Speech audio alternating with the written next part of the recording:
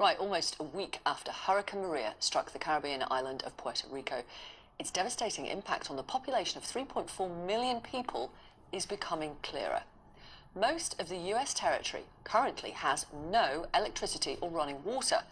Fewer than 250 of the island's 1,600 cell phone towers are operational, and damaged ports, roads and airports are slowing the arrival and distribution of aid.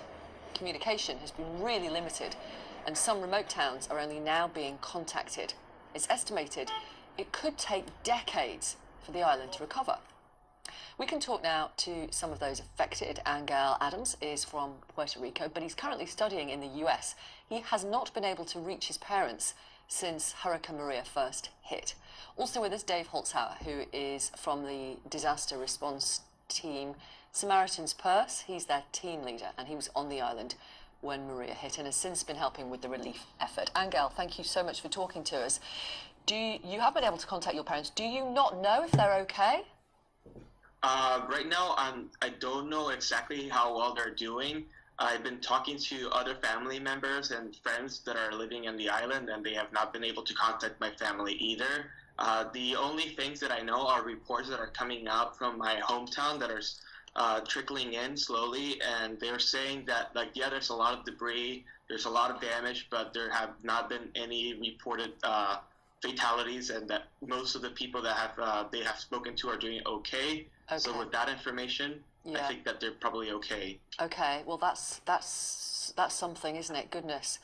And what of the people that you've been able to get information from? What are they saying about your hometown? So getting to my hometown has been kind of somewhat difficult because there have been landslides, and rivers have taken away the roads and washed away the roads. So it's been very difficult to get to my hometown.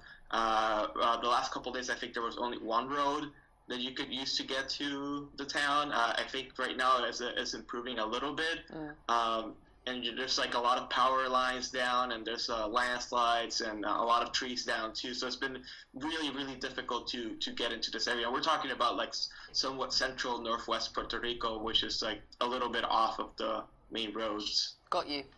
Dave, thank you for talking to us. Tell us about the kind of work you've been doing in Puerto Rico. Yes, we've been operating out of Puerto Rico. We had a central kind of a logistics hub here prior to Maria hitting, that we were responding to 5 other islands in the Caribbean, and then when Maria hit, we transitioned to do emergency response here as well. So we've been on the ground working, trying to assess what the damage needs are. And first thing we did was we set up 2 different medical clinics with power to be able to resume operations to ease the load on the hospitals around.